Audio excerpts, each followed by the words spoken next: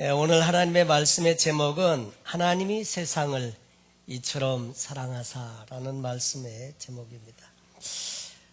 비행기를 타보신 분들은 다 아시지만 비행기를 타면 비행기가 출발하기 전에 안전에 대해서 안내 방송이 나오죠.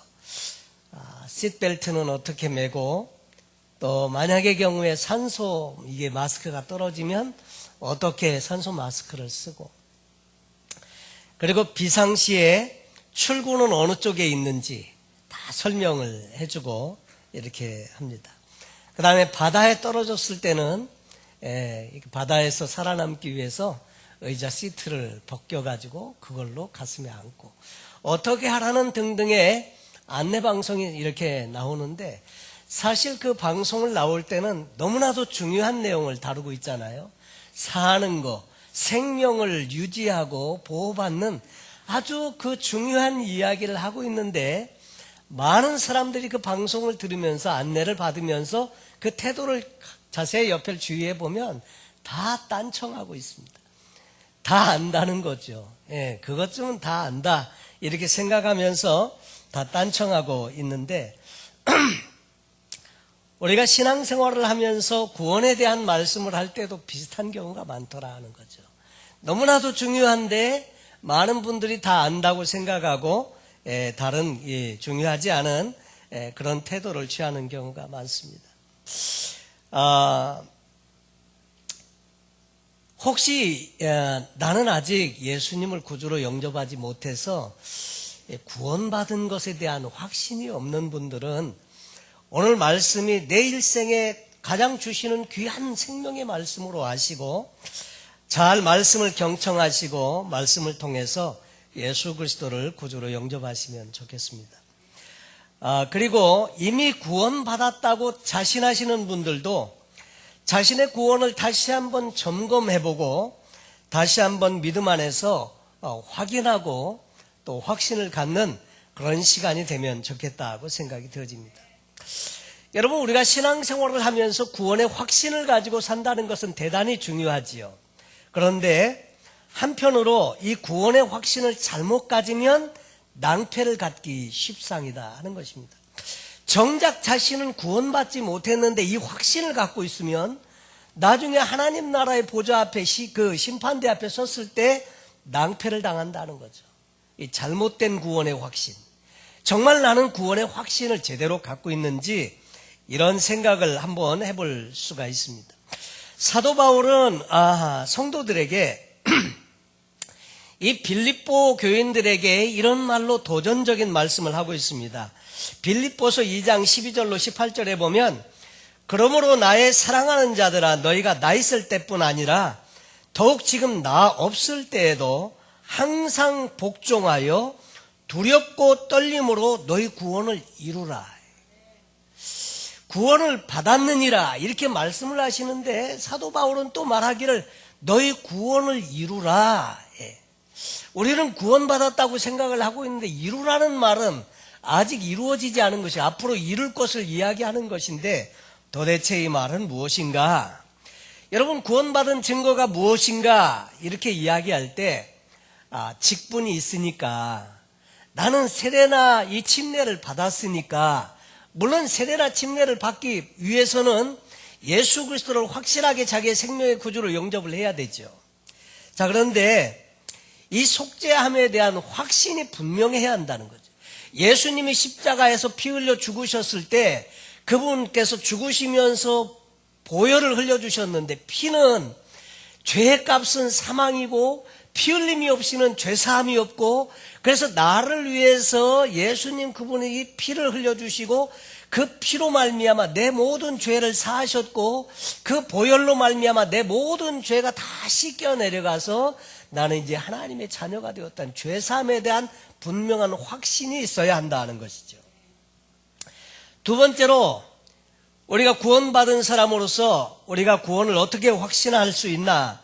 예수님께서 내 안에 오셨다는 것을 확실하게 믿어야 합니다.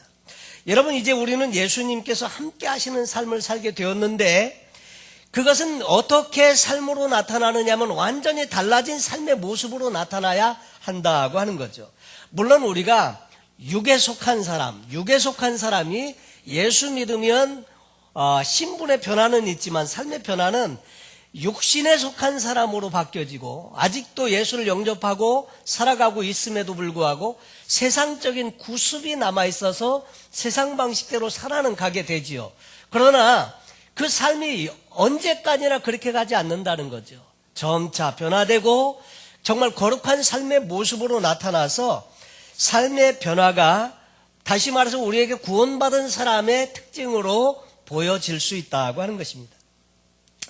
고린도후서 13장 5절에는 너희가 믿음에 있는가 너희 자신을 시험하고 너희 자신을 확증하라.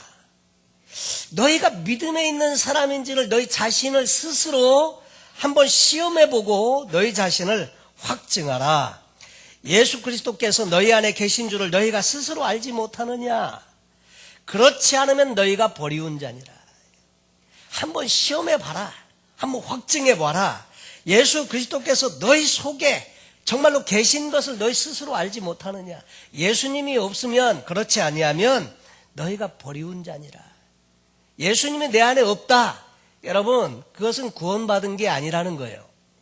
여러분 요점은 뭘 이야기하는 거냐면 하나님이 예수 그리스도께서 성령님께서 우리 안에 오셨는데 우리가 어떻게 옛날처럼 그렇게 살아가겠느냐 그 얘기를 사도 바울은 고린도 교인들에게 하고 있습니다.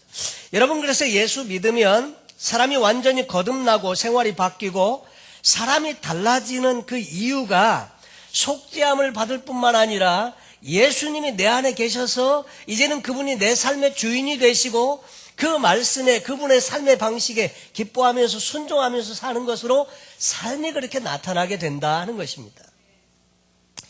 그래서 그 사람이 구원받았는지 그렇지 않은지는 그 삶의 열매를 보면 알 수 있다.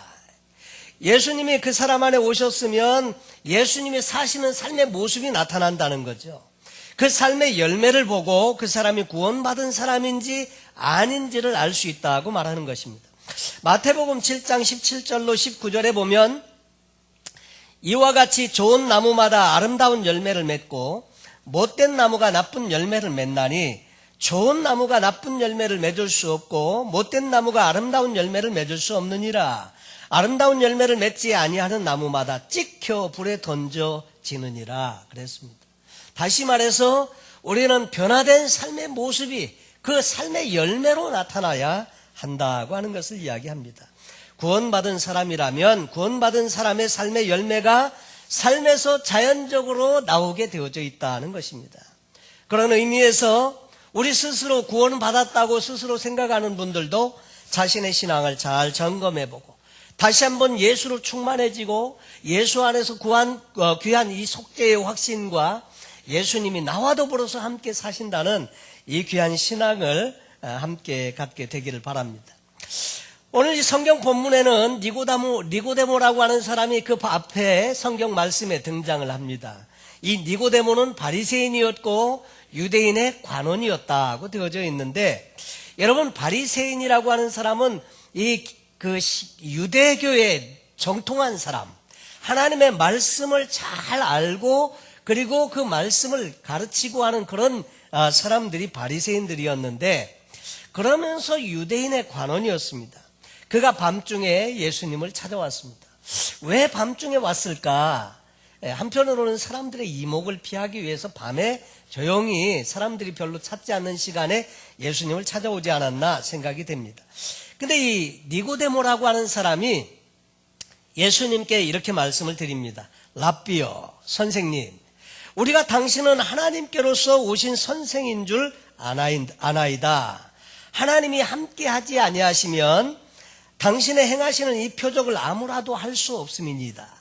그 앞에 무슨 표적이 있었느냐면 요한복음 2장에 보면 가나의 혼인잔치에 그 이적이 나옵니다. 아마 그 이적을 봤는지 아마 다른 것을 이렇게 봤는지는 모르지만 분명히 이 니고데모는 예수님이 하시는 일을 통해서 범상치 않은 모습을 보게 되었다고 하는 거죠. 당신의 이 행하시는 이 표적, 이것을 하나님이 함께 하시지 아니하시면 아무라도 할 수 없습니다. 그때 예수님께서 니고데모에게 말씀하십니다. 진실로 진실로 내게 이르노니 사람이 거듭나지 아니하면 하나님 나라를 볼 수 없느니라. 본어게인 한다는 거죠. 거듭난다. 또 중국말로는 중생이라고 하는 말을 사용해요. 다시 태어난다. 니고데모가 그 말을 듣고 깜짝 놀랐습니다. 그리고 깜짝 놀라고 하는 말이 사람이 늙으면 어떻게 날 수 있습니까? 두 번째 모태에 들어갔다가 날 수 있습니까? 아니 사람이 어떻게 거듭납니까? 그 엄마 뱃속에 어머니 뱃속에 들어갔다가 다시 나온단 말입니까? 그러면서 거듭난다는 말, 중생이라는 말, 본어게인이라고 하는 말을 이해를 못해서 예수님께 질문을 합니다. 예수님께서 말씀하시기를 진실로 진실로 내게 이르노니 사람이 물과 성령으로 나지 아니하면 하나님 나라에 들어갈 수 없느니라. 물과 성령으로 나지 아니하면 하나님 나라에 들어갈 수 없다. 육으로 난 것은 육이요 성령으로 난 것은 영이다. 우리가 모태에서 다시 한번 태어나는 것은 육신이 태어나는 것이고 영이 다시 한번 태어나는 것, 이것은 물과 성령으로 말미암는 건데 이것이 두 번째 다시 태어나는 것, 거듭남, 중생, 또 번어게인 이렇게 말하는 바로 그것이라는 말씀을 하고 있습니다. 육으로 난 것은 육이요 성령으로 난 것은 영이니 내가 내게 거듭나야 하겠다는 말을 기이 여기지 말라. 다시 사람이 태어난다는 말을 이상하게 생각하지 말라. 바람이 임의로 불매 내가 그 소리를 들어도 어디서 오며 어디로 가는지 알지 못하나니 성령으로 난 사람은 다 이러하니라. 사람이 어떻게 거듭날 수 있었나이까? 잘 이해는 가지 않지만 그러나 이 바람이라고 하는 것이 있어서 이것은 귀로 들리기도 하고 그리고 이게 눈에는 보이지 않지만 우리가 분명히 알 수 있는 것처럼 성령으로 난 사람도 그와 같다 이 말이죠. 우리는 이 핸드폰이 정확하게 어떻게 작동되는지 잘 모릅니다. 전파를 어떻게 받아갖고 무슨 시스템이 이것을 소리로 바꾸어서 서로 통화가 가능하게 하는지 잘 몰라요. 그런데 우리는 다 쓰고 있다 이 말이죠. 여러분 마찬가지로 성령으로 거듭난 사람도 어떻게 거듭나는지는 잘 몰라요. 바람이 임의대로 부는 것처럼 그러나 이 바람이 분명히 존재하는 것이 사실이듯이 하나님의 역사는 반드시 사람을 거듭나게 하는 역사를 가져오게 하신다는 것을 말씀하고 있습니다. 여러분 그러면서 니고데모가 이 말을 듣고 이렇게 의아해서 질문합니다. 어찌 이러한 일이 있을 수 있나이까? 아니 어떻게 이런 일이 있을 수 있습니까? 니고데모는 너무나 이게 충격적인 내용이었어요. 거듭난다는 거. 어떻게 사람이 다시 태어나냐? 어찌 이런 일이 가능합니까? 이렇게 질문을 하는 거죠. 오늘날도 니고데모와 같이 사람이 어떻게 거듭납니까? 이런 생각을 의아하게 가질 수 있습니다. 여러분 예수님께서는 이 땅에 이렇게 사역을 하시면서 가만히 보니까 사람에게 상당히 많이 집중을 하셨습니다. 그분의 생각은 항상 사람에 대한 생각을 하시고 계시는데 여러분 우리도 늘 성경에 보니까 그 위인이 어떠한지를 알려면 뭘 생각하는지를 보면 알 수 있다고 잠언에 이야기하죠. 여러분 우리가 뭘 생각하고 사나? 사업을 하는 사람은 늘 사업 생각합니다. 여러분 그리고 우리가 자녀가 있는 사람들은 자녀를 늘 생각하면서 살곤 하죠. 여러분 한편으로 우리는 늘 무엇을 생각할까? 뭘 생각하면서 사나? 여러분 뭘 생각하면서 사십니까? 아무 생각 없습니까? 다 생각하면서 사는데 뭘 생각하면서 사느냐? 이게 자기 자신이라는 거죠. 근데 예수님은 항상 사람들을 생각하셨고 사람들을 그 마음에 두시고 그 사역을 하셨습니다. 제자를 부르셨을 때도 제자들에게 가르쳐 주기를 원했던 것은 사람이 그 중심이라는 거, 그것을 가르쳐 주려고 애를 쓰셨습니다. 더 이상 너의 삶의 중심은 이제 물고기가 아니야. 너희는 사람을 낚는 어부가 되게 할 거야. 이 사람입니다. 여러분, 그래서 예수님은 사람을 가장 중요하게 여겼고 제자들에게 이것을 가르쳐 주시기 위해서 애를 많이 쓰셨습니다. 그러면서 이 사람에게 초점을 맞출 것을 그렇게 말씀을 통해서 가르쳐 주시고 있는데, 여러분, 예수님께서 그렇게 많은 경우에 힘들고 어려운 상황 속에서도 사람들에게 포커스하신 그 이유가 뭔가 보면, 가장 중요한 영혼들을 늘 소중히 여기고 삶의 여러 상황 속에서도 어떻게 사람에 대한 초점을 잃지 않으셨을까? 그것은 예수님께서 늘 사람들을 생각하면서 사신 것은 하나님 아버지의 마음을 누구보다도 잘 알고 계셨기 때문에 사람들에게 초점을 맞추셨다는 것을 알게 됩니다. 여러분, 하나님의 마음은 사람이 자기 죄 가운데 빠져서 멸망 가운데 처하기를 원치 아니하시고 구원받기를 원하셨다는 것. 내 뜻을 행하려 하는 것이 아니라 아버지의 뜻을 행하려고 왔다. 예수님은 그렇게 말씀하시면서 이야기를 하시죠. 바리새인들은 이것을 잘 알지 못했습니다. 그래서 늘 예수님의 책망을 받게 되었죠. 그리고 예수님께서 사람들에게 그렇게 몰두하신 이유는 사후 세계에 영원한 다른 세계가 존재한다는 것을 아셨기 때문에 예수님은 사람들에게 초점을 맞추셨다고 하는 것입니다. 복음서를 읽어보면 예수님께서 천국과 지옥에 대한 이야기를 하세요. 그러면서 거지 나사로와 그 부자에 대한 이야기도 하시면서 그 사후 세계의 영원한 이 세계는 그 천국도 있고 지옥도 있다는 것을 엄연하게 이야기해 주고 있습니다. 지옥을 게헨나, 꺼지지 않는 불이 있는 곳, 바로 그것으로 비유해서 말씀을 하고 계시죠. 그런데 사람들은 천국과 지옥 얘기를 하면 어린이 동화책의 이야기를 하는 것처럼 듣게 돼요. 많은 경우에. 그리고 그것이 나와는 아무 상관이 없는 이야기처럼 듣기 쉽습니다. 여러분, 롯의 사위들도 하나님의 심판이 소돔과 고모라에 내린다는 거, 그래서 같이 이 성을 나가야 된다고 롯이 그렇게 이야기할 때 그 사위들이 뭐라고 얘기했습니까? 농담으로 여겼더라. 농담으로 여겼더라. 여러분, 사람들은 그 사실을 잘 믿으려고 하지 않습니다. 그런데 분명히 예수님도 하나님 나라가 있고 또 고통받는 장소가 있다는 것을 우리에게 말씀하고 계시고, 성경을 보면 하나님은 우리를 사랑하셔서 우리를 구원하기를 원하신다고 하는 것입니다. 그것이 어디에 나타나느냐면 오늘 성경 본문에 나타나 있습니다. 그래서 하나님의 진단은 뭐냐면 모든 사람이 죄 가운데서 멸망받을 수밖에 없다는 것이고, 하나님의 처방은 뭐냐면 이 예수를 믿으라는 것입니다. 요한복음 3장 14절에 보면 오늘 함께 읽은 말씀에 모세가 광야에서 뱀을 든 것 같이 인자도 들려야 하리니.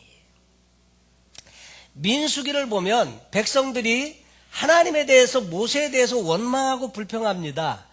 그래서 이 광야에서 우리로 죽게 하려고 여기까지 데리고 왔느냐, 그러면서 원망하고 불평합니다. 어찌하여 우리를 애굽에서 인도하여 올려서 이 광야에서 죽게 하는고, 이곳에는 식물도 없고 물도 없도다. 우리 마음이 이 박한 식물을 싫어하노라 하며. 이 박한 식물, 처음에는 꿀 섞은 과자와 같다고 했던 이 만나, 근데 하도 먹다 보니까 이제는 막 박하고 싫은 식물이 되었다는 거예요. 이 박한 식물을 싫어하노라 하며, 하나님께서 그래서 이 원망하고 불평하는 이스라엘 백성들에게 여호와께서 불뱀들을 백성 중에 보내어 백성을 물게 하심으로 이스라엘 백성 중에 죽은 자가 많은지라. 백성이 모세에게 이르러 가로되 우리가 여호와와 당신을 향하여 원망함으로 범죄하였사오니 여호와께 기도하여 이 뱀들을 우리에게서 떠나게 하소서. 이 불뱀이라고 하는 것은 한 1m 정도 되는 뱀인데 온 몸이 이렇게 붉은 이렇게 색깔로 되어져 있어서 불뱀이라고 해요.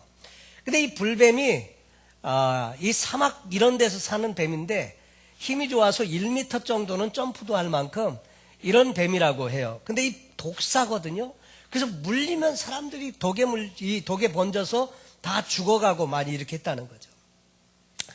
그래서 백성들이 와서 하소연합니다. 하나님께 기도해서 제발 이 불뱀이 좀 떠나가게 하십시오. 그래서 모세가 백성을 위해서 기도하며 여호와께서 모세에게 이렇게 말씀하십니다. 불뱀을 만들어 장대 위에 달라 물린 자마다 그것을 보면 살리라. 모세가 놋뱀을 만들어 장대 위에 다니 뱀에게 물린 자마다 놋뱀을 쳐다본 즉 살더라. 장대에 이렇게 매달아 놓은 이 뱀, 이것이 요즘 병원 마크라고 말씀을 드렸죠. 그런데 이 놋뱀을 쳐다보는 사람마다 다 불뱀에 물린 사람은 나으니라 살았다고 되어져 있습니다. 여러분, 놋뱀을 쳐다보는 것과 불뱀에 독에 물려서 번져가고 있는 사람이 그걸 보면서 나았다는 것 사이에는 아무런 상관관계가 없습니다. 그런데 믿음을 가지고 하나님의 그 하신 말씀을 믿고 쳐다본 사람은 다 나았다고 되어져 있습니다. 예수님은 지금 그 얘기를 하시는 거예요. 그 얘기를 하시면서 모세가 광야에서 뱀을 든 것 같이 인자도 들려야 하리니, 다시 말해서 십자가에 못 박혀서 높이 들려야 할 건데, 이 불뱀에 물린 사람, 저주 때문에 불평하고 원망하면서 하나님 앞에 범죄한 인간이 뱀에 물려서 죽어갈 수밖에 없는데, 그런 사람이 그 놋뱀을 쳐다볼 때마다 나음을 입은 것처럼 그 예수를 바라보기만 해도 죄에서 사함을 받고 영원한 생명을 얻게 된다는 것을 이야기하고 있는 것입니다. 그래서 이는 저를 믿는 자마다, 다시 예수 그리스도께서 십자가에 높이 달려야 하는 이유는 이는 저를 믿는 자마다 영생을 얻게 하려 하심이니라. 영생을 얻게 하려고 예수님은 십자가에 높이 달려야 한다는 이야기를 하고 있습니다. 그러면서 우리가 너무나도 잘 아는 이 요한복음 3장 16절을 말씀합니다. 하나님이 세상을 이처럼 사랑하사. 여러분, 예수님을 우리에게 주신 이유는 우리를 사랑해서입니다. 성경에 보면 하나님이 세상을 이처럼 사랑하사, 여기도 말씀하시지만 요한계시록에서도 예수 그리스도를 우리에게 내어주신 이유는 우리를 사랑하시기 때문에, 우리를 구원하시기 위해서. 어떤 분들은 이렇게 말합니다. 우리를 사랑하시는 하나님이 우리를 지옥에 가게 할 수 있냐? 여러분, 성경은 분명히 말하기를 우리를 사랑하셔서 구원받는 길을 예수를 통해서 주셨다고 말씀을 하시고 계시거든요. 하나님이 세상을 이처럼 사랑하사, 이처럼이 뭡니까? 예수 그리스도를 내어주시기까지 사랑하셨다는 거예요. 여러분, 하나님이 여러분을 사랑하십니다. 하나님께서 저와 여러분을 사랑하십니다. 얼마만큼? 예수 그리스도를 십자가에 내어주시기까지. 하나님이 세상, 이 세상이라고 하는 것은 코스모스라고 하는 것인데, 이 우주를 의미하는 이 코스모스이기도 하지만 사람을 의미하기도 합니다. 그래서 이 세상이라는 말 속에는 저와 여러분이 들어가 있는 거예요. 모든 인류를 사랑하셔서 독생자를 주셨다. 독생자는 예수 그리스도신데 독생자를 주셨으니 그 이유는 저를 믿는 자마다 멸망치 않고 영생을 얻게 하려 하십니다. 믿는 자마다, 저를 믿는 자마다.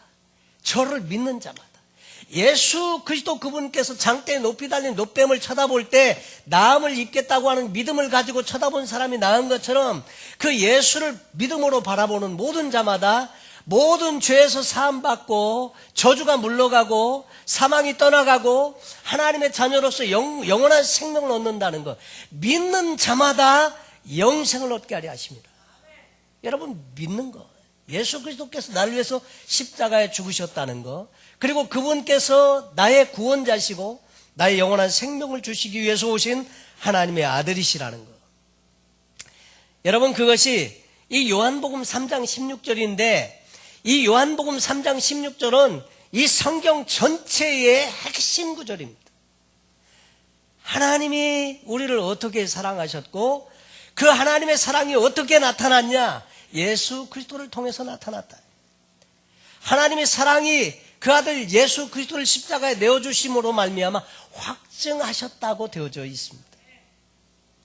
그래서 영생을 얻게 하려 하십니다. 하나님이 그 아들을 세상에 보내신 것은 세상을 심판하려 하심이 아니에요. 그 아들 예수 그리스도를 세상에 우리에게 보내주신 이유는 심판하려고 보내주신 것이 아니라, 여기 보니까 저로 말미암아 세상이 구원을 받게 하려 하십니다. 심판하기 위해서 예수님 보낸 게 아니고요, 구원받게 하려고요. 그러면서 그 이후에 그 저를 믿는 자는 심판을 받지 아니하는 것이요 믿지 아니하는 자는 하나님의 독생자의 이름을 믿지 아니하므로 벌써 심판을 받은 것이니라. 여러분, 우리도 죄 가운데 우리가 살아가면서 죄의 문제로 씨름하고 할 수 있지만 정말 하나님의 처방은 뭐냐면 예수 그리스도를 믿는 것입니다. 믿으면 그 아들 예수 그리스도를 믿음으로 말미암아 우리가 구원을 받게 된다. 오늘 말씀의 핵심은 뭐냐면 하나님이 저와 여러분을 사랑하신다는 거죠. 하나님이 저와 여러분을 사랑하셔서 계획하신 구원의 작정은 예수 그리스도시라는 것이고, 그 예수 그리스도를 믿음으로 영원한 생명을 얻는 비결은 다른 것이 아니고 그것을 믿는 것입니다. 그래서 믿는 것, 예수 그리스도를 믿으면 우리가 구원받고 하나님의 자녀가 되고 영원한 생명을 얻게 한다. 요한복음 10장 10절에 보면 예수님께서 오신 이유에 대해서 말씀하십니다. 본인 스스로 하신 말씀입니다. 내가 온 것은 양으로 생명을 얻게 하고 더 풍성히 얻게 하려 하십니다. 여러분, 우리에게 생명을 얻게 하려고 오셨고, 생명을 얻되 그냥 조금 겨우 얻는 게 아니라 풍성히 얻게 하려고요, 이 땅에 오셨다고 말씀을 하시고 계십니다. 오늘 말씀의 그 결론은 예수님을 믿으시라는 것입니다. 저와 여러분의 구세주로 믿으시라는 것이고요, 그리고 주님으로, 나의 주인으로 모시고 그분 말씀 가운데서 사시라는 것입니다. 그래서 첫째는 믿는 것이고요, 두 번째는 그 말씀 안에서 그분 모시고 살라고 하는 것입니다.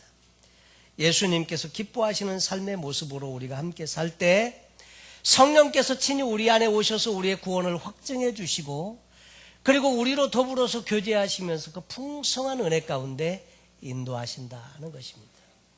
여러분, 이 성경 전체에서 가장 우리에게 하나님의 사랑을 확증해 주시는 말씀, 하나님이 세상을 이처럼 사랑하사 독생자를 주셨으니 이는 저를 믿는 자마다 멸망치 않고 영생을 얻게 하려 하십니다.